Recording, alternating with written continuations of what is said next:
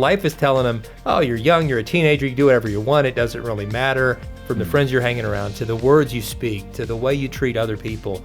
And we're trying to give the opposite message, that the choices you're making right now are shaping the man you're going to be.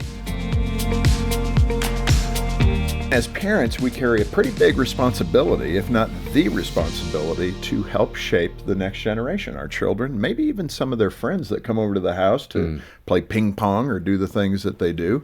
And it means we have to teach our boys how to respect girls, right? And in this culture today, that's a tough task because there's very little supporting girls and women. Just think about it. The whole Title IX issue and what has happened to women's sports with the trans issue and so much more. It's just, there seems to be a slow and sometimes fast degrading of women in the culture. And, boys and men have a responsibility to say, no, we're going to respect girls and women. And today we're going to talk about that subject with experts who have 4 sons of their own. Dave and Ashley, welcome back to Focus on the Family. Good to have you here. Good to be Thank here. you, guys. Thank you. Oh, we love being here. We didn't pay you to say that, did we? Right. Okay. Just want to make sure. Now, this question, this is the way to get out of the gate. Your son Cooper once came home from school asking if girls liked it when boys sent them indecent pictures. When I first read that, I was like, what?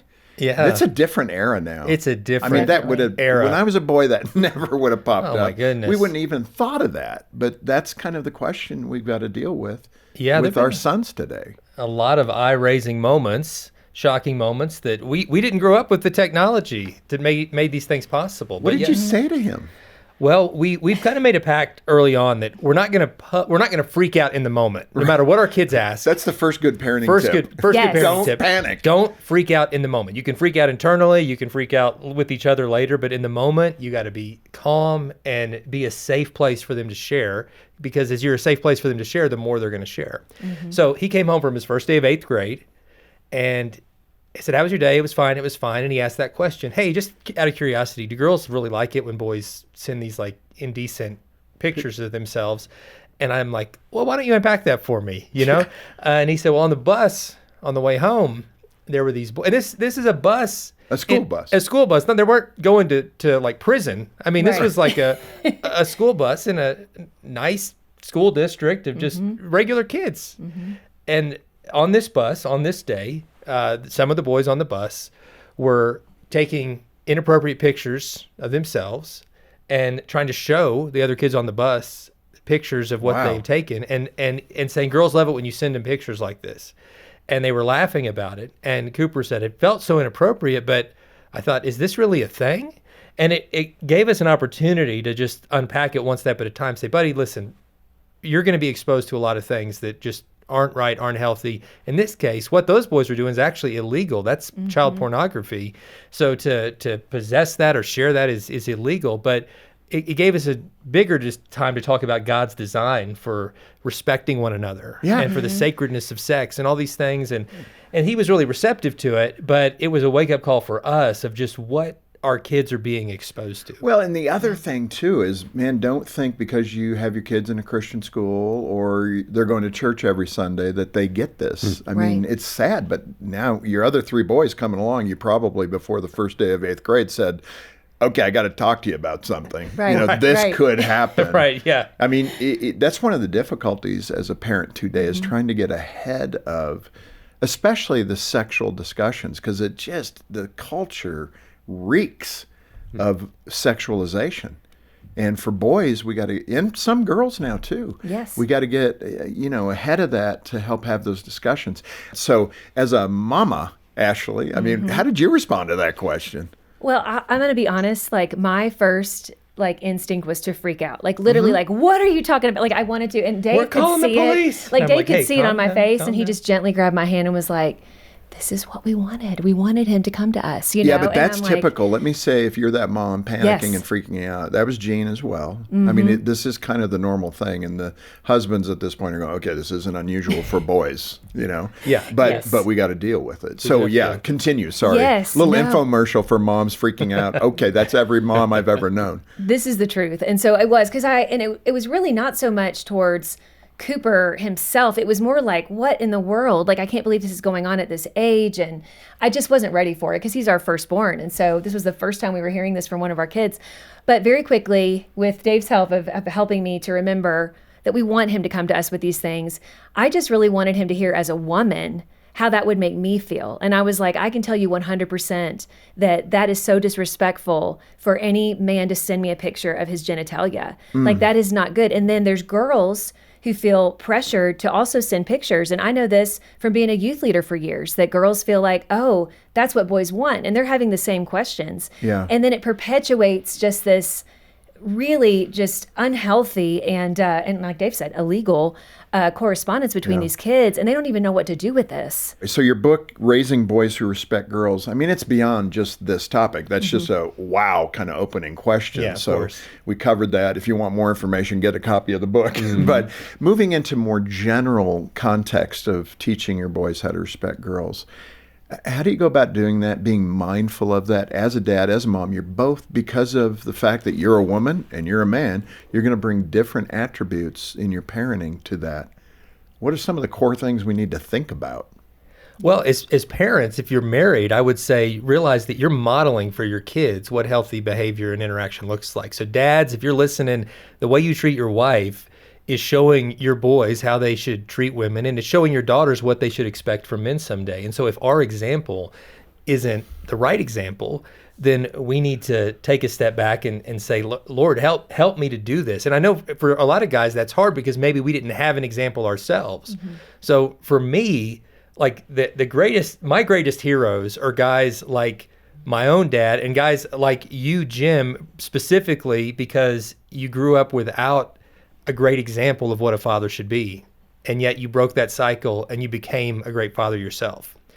And that changes the world. And so even if you didn't have that, the way that my own father didn't have that, but he chose with God's grace to break that cycle and to become that, as imperfect as all of us are and as imperfect as he was, he really modeled respect toward my mother and I caught that. And I want to do the same for Ashley. I think it starts just in it's good. How we're treating each other in marriage, because your kids learn a lot more by watching than they do by listening to your advice most of the time. It's so true. They do. And one of the biggest things that I think dads can do, especially for their sons, is be very, very mindful of where their eyes go. Because having mindfulness about where your eyes linger is everything. And do not make the mistake of believing your sons don't see it, because they do. And your daughters see it too. Like, guys, if every time a pretty woman walks by, you see her and then you linger and you are just like lusting after her, your son takes that as that being okay. And your daughter also thinks, oh, well, this is what guys just are supposed to do. And I guess that's just what I need to take. And so we've got to get a grip on where our eyes go. I mean, we can't help as people, men and women, seeing someone attractive walk by, but we get to choose if we keep on staring. Yeah, it's so true. You know, you mentioned in the book that Jesus is a wonderful role model about how to treat women. You know, you think about the culture he was born into. It was very demeaning toward women in many ways. I mean, the Roman Empire, right? And beauty was lifted up, and exploitation was part of it. Think of Nero, think of Caligula. These are the Roman emperors. All kinds of things were going on. And yet Jesus came onto the scene and gave women dignity, Mary Magdalene and other women. Speak to that difference that he made, coming onto the scene and raising women to a status of equality, made in his image, male and female. I'm so glad you brought that up. It's my favorite chapter in the book. And I almost laugh when I hear people in the modern context say, oh, well, I could never be a Christian. It's so oppressive to women. And I laugh and I think, you don't know history. I'm like, in all of human history, there has never been anyone who's done more to elevate the status of women than Jesus Christ did. And when you look in the Gospels of how he did that and how countercultural it was, and it wasn't just about women being over-sexualized, which they were, and they had that kind of exploitation, and they had so few rights. But it was also, there was a misogyny and a distrust toward women. A woman's testimony was not valid in a court of law.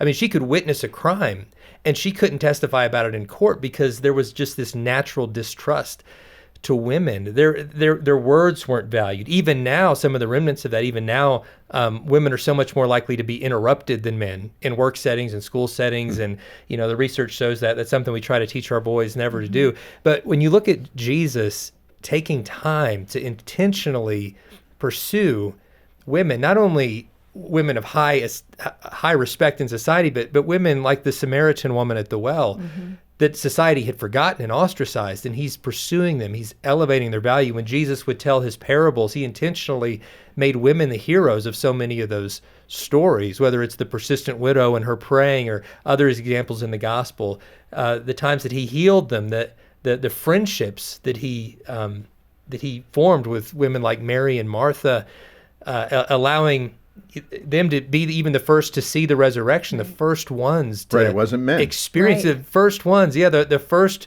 word the resurrected Christ spoke was saying Mary's name, Mary. And she recognized him and was able to go and share what she saw. None of that is by accident. Like, Jesus is giving us a model that was so countercultural and elevates, and still to this day elevates, women to the God-given sacredness that they have. Yeah. Ashley, as a woman, as a mom, I mean, what do you, when you read Scripture in that context of Jesus lifting up women, what do you see?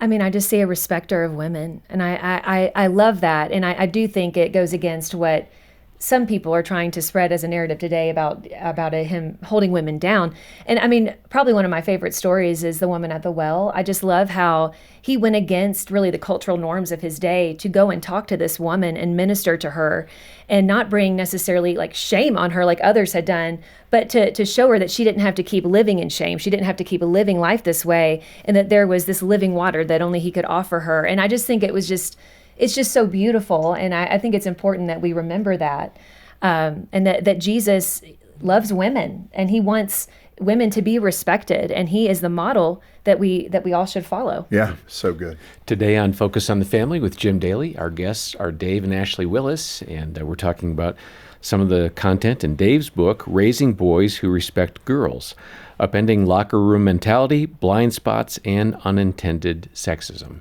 And we've got that book here at the ministry. Get your copy by clicking the link in the description below. And if this content is encouraging, please hit subscribe so you can keep joining us for the ride. What do the conversations sound like with your boys, given everything you just said? Because this is a big topic, and we can't protect them 24/7, but how do you process the inevitable time when guys are together and they're swaggering or they're sharing things that are degrading? How do you help your boys get ahead of that? Yeah, I think we try to tell them to lead by example. And if you can't change the conversation and it's clearly going in a direction and staying in a direction that you're uncomfortable with, then to just excuse yourself from that setting. You don't have to stay there. You get to choose what rooms you're in. And it takes a lot of courage sometimes to walk away from settings, and sometimes even walk away from relationships where there's a pattern of really unhealthy behavior, because you're going to be like the people you hang out the most. The Bible talks so much about choosing the right friends, and that bad company corrupts good character. And we've got to be intentional, not in a judgmental way or an elitist way, but in a really discerning way, to choose our friends wisely, because we're going to become like they are. It's so true. I remember one time one of our sons was talking about how he had a friend come up to him, and he was like, "Hey, we have this list of girls, and we're rating them based on looks and this and that." And at first he thought it was funny. And I was like, hold on a minute. I'm like, hold on a minute. I was like, rewind this back and tell me what you just said, and think about it. If you were there was guys and the girls were rating you, would you think that was funny? And he was like, what? He goes, well, they're not doing that. I don't think they're doing that. And he kind of started having a whole different attitude. And I was like, what makes this any different, buddy? And I'm like, it's your friends who you love. And so it's kind of shadowing the truth of what's going on here. I'm like, how is this a good thing? And he kind of backtracked from it and was like, oh, yeah, that's probably not good. And I was like, yeah, because you're not only is it mean to these girls, but you're also minimizing them to just bodies that you're rating based on whatever you think their attractiveness is. And all these kind of things inevitably get out and somebody's going to get hurt. And I'm like, do you want to be associated with this? Do you want to really be part of this? And the more he thought about it, the more he was like, yeah, I don't want to be part of that. Because he's like, that's really terrible. I would never want someone to do that to me. And I think sometimes when we do get into these, quote unquote, locker room settings, I think that guys, and I'm sure girls can do this too in our own way, but I think guys forget that these are real women who have, souls and have hearts and minds that can be so hurt. Yeah. And they just sometimes when they're together can forget about that. And so we try to remind our kids of that. Yeah, you're developing empathy, Yes. which is a good thing. Yes. Dave, you made reference to kind of an older generation and how men used to care for and respect women. And we're missing that mark pretty wildly, it seems, in the general culture. How do you bring forward people like your grandfather, I think it was, that you wrote about in the book, and say this is the kind of person to emulate? Yeah, absolutely. I'm thankful to have some great examples in my own life from that. But I also want to just acknowledge that it's a complicated time for young men to know how to show respect to women, because on one hand, when you try to show chivalry, there are certain women that might be offended by that, to say, well, I don't need your help. I don't need you to hold the door open for me. And a young man's just being polite, and he's thinking, wow, I feel like I can't win here. And so I think it's still the right thing to do, to serve and to help people. But when we do it, however we're doing it, we try to do it the way that Jesus said to do it, which is the golden rule: treat other people the way that you'd want to be treated. And I think that goes for how we treat other men and how we treat women as well. But even in these confusing times, even when trying to be, chivalrous, trying to embody some of those positive masculine traits that God gave us can get you some backlash sometimes, I still think that it's the right thing to do. And if criticism comes for that, to say, look, I didn't mean to offend you. This is how I was raised. I was just trying to be polite and to show deference and kindness in those situations, which usually diffuses the situation. And just know there's a lot of anger out in the world right now, and a lot of it is because we've misunderstood so much of these issues. Boy, it's so true. In your book, Raising Boys Who Respect Girls, you mentioned 7 lessons that turn boys into men. I sent those to my 2 sons this morning early, like 6 a.m. I don't think they were up quite yet, but I did just check my phone. They hearted it back to me. There we go. Oh, yeah. good. So I think they thought those were right on. So let me just quickly list that, and we'll dig into a couple. 1, have the courage to fight for what's right. Boy, do we need people. Men, yes, but everybody pulling for what's right. Seek responsibility instead of running from it. That'll resonate with the guys. I think boys and young men want that challenge. And they don't get that challenge in today's modern culture. I want to be somebody who is choosing what is right and being responsible for my decisions. 3rd, work hard at whatever you do. And when you have a family, work hard to provide. Boy, there's a big one. That is an antiquated idea, but I think it's a good one. 4, show patience and restraint. Trent, who is my oldest son, big guy, 6'7", weightlifter, he says, Dad, when it says in the Bible to be meek, you know what that actually means in the Greek? What? To be ready, but to choose restraint. That's good. Yeah, and he's ready, let me tell you. Right. And I'm so glad he's choosing restraint. I am too. I'm glad he's on our side. But that's the point, patience and restraint. That's manhood. Next, you said respect your wife before you meet her by keeping yourself from sexual sin. Respect your wife after you're married by remaining faithful. But that's so good. Next, keep your word. Trust God. Let His word be the roadmap of your life. I mean, those 7 are really solid. Did you write that? Ashley, did you write that? It was definitely Dave, and I love those. Yes. Yeah. Do they high resonate callings. for you? Yes. And I mean, when I hear that as a woman, that makes me just feel so good about the future of men if we're raising men in that way. And it also, as a mom of men, and two young men and 2 boys, I really want to instill those things in them alongside Dave. And I know it's a high calling. And again, as parents, we can blow it so easily. There's times we just don't get it right. I mean, because we're imperfect. But I think when we're aiming for those things and teaching our boys those things and modeling those things ourselves, because even as women, we can model many of those things. I think that more is really caught than taught. And I think in those moments when we don't get it right, being that open, safe place to talk about it, that goes a long way too. Absolutely. Yes. And I think the big issue here is you mentioned it, for the parents, but let's say the dads that feel like they have blown it, they haven't set the right example. You can still come back and set that record straight. In the book, in fact, you're talking about, you start this stuff at preschool. Start to talk about these things really early. But I'm thinking, we sometimes need that punch list. I mean, guys, we're thinking about everything. Okay, they got to be taught how to respect women and girls, and then we got to help them respect the Word of God. And you're thinking of devotions, and I mean, that list can get a little overwhelming for the guy who wants to come home from work and just plop down, watch the news maybe, or just chill out. So how do we get out of that lazy zone, if I could be bold enough, and say we have to be engaged? Maybe take a 10-minute break or whatever, but you got to engage those kids, and it starts early. It does start early. And we need rest too. So I'm not beating up on somebody that needs to chill. The older I get, the more chill time I require. Amen, brother. That is the truth. Like our last kid, in some ways I feel wiser and more patient with him. In other ways, I feel so much more tired than I was. You got to be engaged. You just have to be present, right? And it doesn't have to be complicated. It doesn't have to even be super structured, but just being present, connecting with them in their world, and then just looking for teaching opportunities along the way. That's really what's going to resonate with them more than anything I've found is those opportunities come in unexpected moments, just by way of being present. Yeah. You had an example in the book of I think your youngest son playing basketball, and it was, I don't know the number of guys, but there was also a girl on the team, and he had a little encounter with her. What happened, and how did you help straighten that out? Yeah. He got mad she didn't pass him the ball or something, and he said, well, you shouldn't even be here. You're a girl. And we like really had a huddle, and she's such a, and this is like 8-year-old basketball. 7, right? 8, It's amazing. And it really hurt her feelings. I mean, she she already, I'm sure, felt, being the only girl, felt a little bit a little bit out of place, but she was such a great player, a hard worker, just brought such life and spirit to the whole team.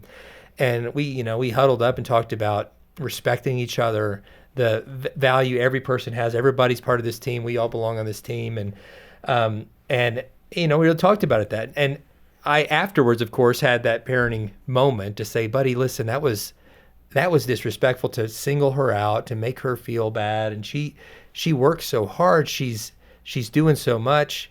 And to make her feel like she doesn't belong on this team. Imagine if someone did that to you. And we really had, so I made sure he apologized to her the next practice and all of that. Did it resonate for him? I think it did. I think it was a good teaching moment. And they were friends by the end of the season, which was really, really important. One of the mistakes I think we make as parents is, it's no big deal. Just look the other way. Right. But just, to use those moments for teaching time. Yeah. And hopefully, again, develop that empathy for, do you really know the power of what you said and how that would affect her? As your sons grew older, your 2 older sons now that are 20 and 18. So, I mean, you've gone through those teen years. Those discussions change. It goes from like the 8-year-old co-player, but now you're talking about, junior in high school, and some of that gets a lot more serious.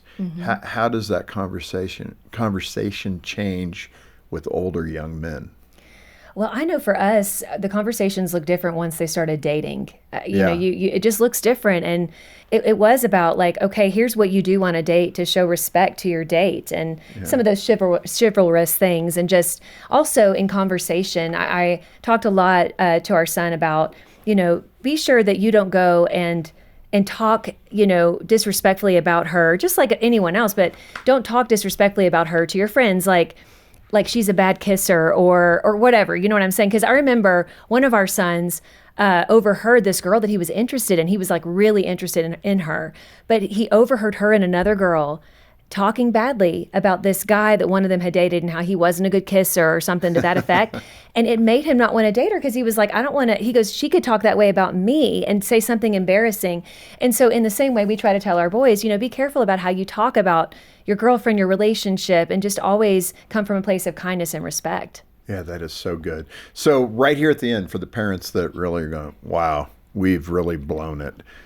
What's one thing they can do to say, okay, let's help our 14, 15-year-old get a little reorientation around respect for girls? Well, I think like with most things in parenting in life, it comes down to intentionality. Like I want to be intentional about this. Maybe admit I've kind of gotten on autopilot with this, and this is too big a deal to be on autopilot. So I want to have these conversations. They'll lean in if in those conversations you talk about mistakes you've made in your own past, which I know is super scary for parents. But our authority as parents doesn't come from having lived perfect lives. It comes from being authentic and honest and real and saying, this, and I've made plenty of mistakes, and I've tried to, as our boys got older, talk about pornography and how that wrecked me, and trying to prevent them from making those same mistakes and other mistakes that I've made. I try to be honest about that. I come back to this principle. I say, never trade temporary pleasure for permanent regret. I said there are going to be so many times in your life, in different scenarios, where you might in a moment do something because you think it's going to feel good in the moment to do this thing. And that one moment of pleasure could lead to regret that just stays. Now, because of God's grace, God wipes away every sin. Jesus paid for it on the cross. I make sure I lift up the importance of the Savior that we have and what he did for us. But even with the forgiveness and grace that God gives, there's still some baggage that we can carry because of our decisions. And I want to prevent them from carrying unnecessary baggage. And I'm saying that the choices you're making right now are shaping the man you're going to be. The choices you're making right now, even the ones that seem insignificant, from the friends you're hanging around to the words you speak to the way you treat other people, it's putting you on a path that's going to lead. It's going to lead in any number of directions. And if you make wise choices now, it's going to put you in a place of wisdom later on in life, and just raising up the value of the decisions they make, because life is telling them, oh, you're young, you're a teenager, you do whatever you want, it doesn't really matter. And we're trying to give the opposite message, that no, what you say, what you do right now, it matters so much. That shapes who you are. Yeah. Exactly. This has been great. What a good reminder of some of the tasks we have as parents, and that is a big one, to help our sons particularly learn how to respect women and girls. And I think it's a great reminder of something we need to do. And let me turn to the viewers there on YouTube to say, get a hold of us. We have a parenting assessment, quiz, whatever you want to call it, but it's quick. It probably takes about 10 minutes. It'll give you some ideas of things you're doing really well. And like your football coach say, well, there's a couple areas you need to work on. Mm-hmm. And I think it gives you some direction and provides resources to do that. Obviously, one of the great resources, Raising Boys Who Respect Girls by Dave Willis, and that will help you concentrate, especially as a dad, on this core thing of modeling for your sons how to treat women. Yeah, check that free assessment out, and then donate as you can, and we'll send a copy of that book from Dave Willis, Raising Boys Who Respect Girls. Make a monthly pledge if you're in a spot to do that, or a one-time gift. Either way, we'll say thanks by sending the book to you. And all the details to donate and to find other resources, including that assessment, are in the program description below. Thanks for watching Focus on the Family with Jim Daly. I'm John Fuller, inviting you back next time as we once again help you and your family thrive in Christ.